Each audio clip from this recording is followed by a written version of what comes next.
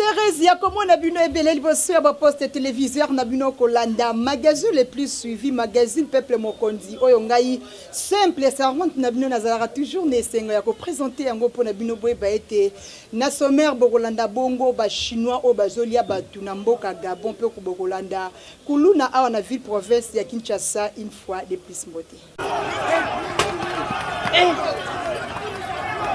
Ouais, c'est trois Chinois qui sont là. Ils sont arrêtés. Tofongola basango na biso ya mokoli ya lelo pona koyebisa bino ete difficulté ya basangu na mboka ya Kananga koyeba ete service national ekendaki bongo ko renforcer basango kuna na mboka ya Kananga toza ba détail na reportage ya Joseph Ndombasi. Mikoleleki to monaki difficulté ya masangu na Kananga ba vanda kaka boye mokolo ya samedi le 20 août 2022 na 13h ba tala kaka train ekoti na Kananga ba fongola boye masangu euti kanyama kasese mikolo eleki masango ekomaki pasi na Kananga yango basengaki et na service national botala général Jean-Pierre Kasongo Kabwiki ayaki kosekize population ezalaki total ya 650 tonnes première lot boyoka ndenge général Jean-Pierre alobi boye. C'est un homme satisfait que devant vous, je me tiens devant vous avec les wagons qui sont remplis de maïs. Ce n'est pas une activité commerciale que nous sommes en train de faire pour que le maïs profite d'abord aux commerçants. Non, on voudra s'assurer que c'est les plus démunis de la population du Kananga qui va bénéficier du maïs qui vient d'arriver. Na religion boye baete pasteur François Mutombo, voici l'homme atasusu na assemblée ya ACKT évêque Pascal Mukuna abimisie libanda tozo ba détail na reportage oyo. Après 10 mois d'absence na ye na Kinshasa, pour la santé na ye, ne pasteur François Mutombo, voici l'homme, a zonge na Kinshasa, botala awa, premier kilt na ye akota, apesi kaka merci, na baye nyoso ba bondelaki po na ye. Kokamwa, kopesa merci oyo pasteur François Mutombo apesi po na bato nyonso babondelaki po na santé na ye. Atangi kombo ya évêque Pascal Mukuna te pe atangi kombo ya ensemble ACKT. Toyebite ezanini toyoka déclaration ya communauté ACK. Message du représentant légal de la communauté ACK avec Pascal Mukuna à l'endroit de tous les fidèles et pasteurs de la communauté ACK. Objet: excommunion définitive de pasteur François Mutombo sous couvert ACK Kalembelembe. Vu les statuts qui régissent l'ensemble chrétien de Kinshasa, ACK en sigle, vu la récidivité de notre frère en ce qu'il a créé les ensembles parallèles à l'ACK, sous le label du groupe d'intercession Babouki Bikeko, JBB en sigle, malgré les remarques lui faites plusieurs fois par les représentants légaux. En ces occasions, il a demandé pardon sans se repentir par la suite. Vu que pendant toutes ses absences au pays, pour des raisons de santé, il n'a pas pris soin que l'ACK Kalembelembe soit connecté à la communauté, quand même il a continué à la diriger à distance. Vu qu'à son retour du pays, il a manifesté sa gratitude envers tout le monde, sauf envers son père spirituel, et l'ACK n'a cessé d'intercéder pour sa guérison. Ayant constaté son indifférence totale, entre autres son refus de communiquer avec l'ACK, par la même occasion, je déclare que la communauté ACK ne lui réclamera rien du patrimoine de l'Église qu'il a dirigé pendant toutes les années. Que Dieu seul reste juge. Fait à Kinshasa le 21 août 2022 avec Pascal Mukuna et représentant légal de la communauté ACK. Je vous remercie. Kaka toyebisaki bino na sommet ba chino o basalaka musala na mboka ya Gabon bakomona bango kokata ba gabonais pe kolia bango l'état gabonais pe a vérifié qui a trouvé bango tolanda ba détail na élément. Bachinois oyo bozali komona na bilili misatu batelemi boye bakangi bango na Gabon suite ya disparition ya plusieurs Gabonais. Tango nyonso na basite na bango basalaka ata baluki Gabonais bazalaka kaka te. Orke Bachinois oyo bakomisa Gabonais bantaba na bango pe bangombe na bango. Soki bamoni Gabonais baye pembeni na bango bakati bango balie bango. Bachinois oyo bozali komona basalaka banzela partout na Gabon. Yaya kokamwa Bachinois oyo baboya na bango kolia bangombe ya vivre frais baliaka na bango batu yango nde banani Gabonais. Bongo tango bakangi bango nde balobi baza complice na Gabonais mususu. Nde l'État Gabonais amene bakete komona ke Bachinois oyo nde mutu bakoma kolia Gabonais. Bachinois oyo tokosala bango nini? Toyebi te. L'État Gabonais asala bango nini? Bino moko bopesa réponse. Po boy, ya kitoko te? Ville province ya Kinshasa etonda nango makambo toke bongo na commune ya Limete kuna na quartier Paka Juma bana basi balembi na bango kinduma bakomi kosala kinduma na ndenge ya kobina tolanda. Tozali bongo na ville province ya Kinshasa na commune ya Limete précisément na Kingabwa Paka Juma yaya botala lolenge bana basi oyo babomi danse na ndenge moko ya kosakala te kotuna bango balobi ke bazala bango bacheli bazala bango bacheli bamoni ke musala journée ane ezopesa nango te mbongo eza te vente eza te bazoteka bien te batiela bango ata miziki ya Robino Mindibu po bayeba na bango ata kokata danse le mosusu na nzela kokata danse bakilia bakoya botala tala oyo ndenga lati robe ya bise tala nazobina tala na buki lokete ebongo owana akangiawa asimbiawa abini kulumba Kinshasa ngo de bolukaki yango oyo botala danse ya gogo po busala eza te bango baoteka te bateka nini bilo bateka pe bana te à suivre. En plein 21e siècle, kokamwa na commune ya Kisenso difficulté ya mai na ndenge moko ya kosakana te peuple baleli boye na micro ya peuple mokonzi.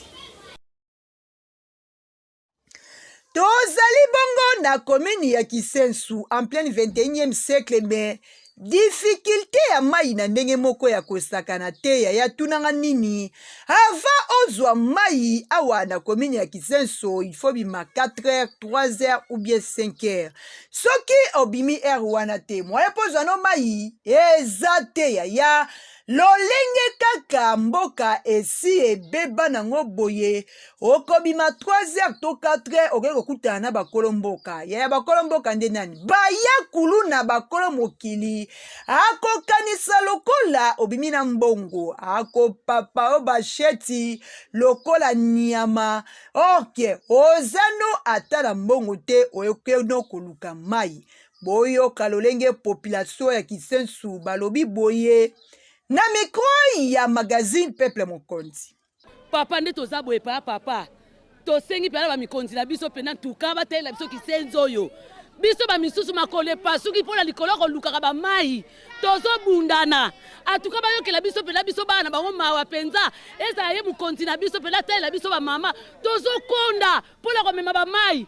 Tozo sila bantu tozo tika ba papa la mbetu biso ba 4h bakulu na baso ko boma biso likolo ba mai oyo bazo solution tengo to sengi na président de la République Félix kanisa biso likama mai l'eau c'est la vie ce qui mai ezate bat ba ko vivre te papa donc makamba mai peneza na difficulté donc tozo yango pena na passe eza na côté toto ki mai eza a direction nango eza na sebeko donc na koyebisa bango kaka ke donc basunga bisora na ba na makamba o etali kaka mai mais mai nde kaka eza mwa na difficulté c'est pas na problème na biso assez le biso asolo na bato au Niger ya bien bache le biso mai ya bien c'est ça tokosenga kaka na gouvernement boye bananu kobwaka liso na ngambo ya Kisenso pololenge mai ezokendela eza vraiment kitoko mingi te il faut boye bakotala nani citation ya bato ya koto oyo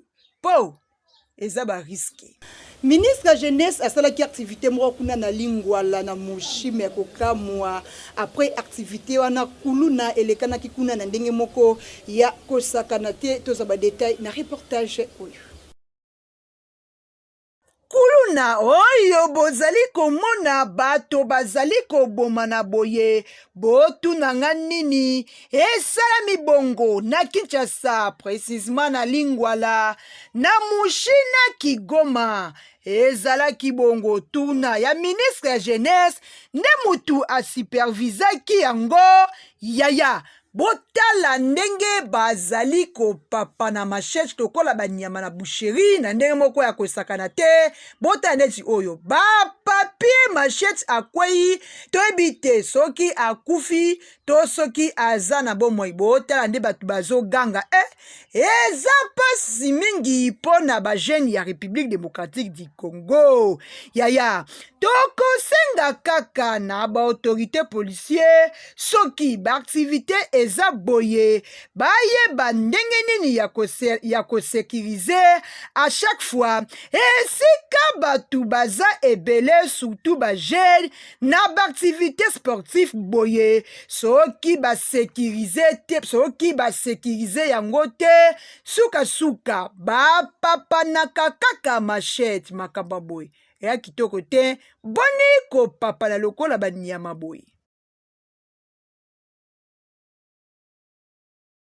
Bonne nouvelle, Yoka Sango ya agence Sakata Cargo Express olingi otinda kolina yo na mokili mobimba papa maman référence yango yo agence Sakata Cargo Express esika biloko bunga kate esika bakoli ebunga kate yoka o bakoli magane batunde awa la kati agence ya Sakata ba o ba yebi yango te occasion yango ba o ba yaka na play donc agence yango yo. Alors agence Sakata Cargo Express Vendre à Naples, tout ça pour ça l'expédition monde entier Mobimba, monde entier donc tous les pays du monde.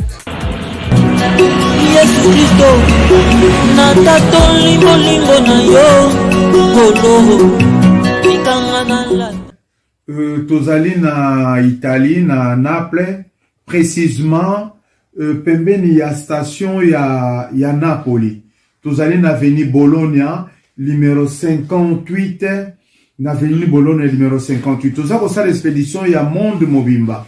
Tout ça pour ça l'expédition donc tous les pays du monde, Afrique, Europe, Amérique, Asie, tout ça pour ça la nyon surtout.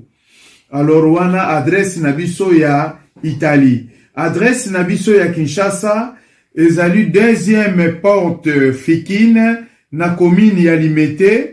Et puis na simatoko sabino na ba numéro ya ba téléphone union sto ya Kinshasa na ya Europe. Congo pona biso na Congo Kinshasa. Tozali na commune ya Limete na avenue de la Foire numéro 2. Référence deuxième porte ya Fikine. Pour tout contact pona ko benga na nzela ya Singa. Benga na plus 243 81 37 34 592. Maison SLM Informatique met à votre disposition toutes sortes d'ordinateurs, en gros et en détail, à un prix abordable. Bonjour messieurs, dames, bienvenue dans la société SLM Informatique. Nous avons plus de 150 PC par jour qui arrivent dans la société. Donc si vous avez besoin d'un ordinateur portable, n'hésitez surtout pas à rentrer en contact avec nous. Et en termes de rapport qualité-prix, nous détenons les prix les plus attractifs de l'île de France.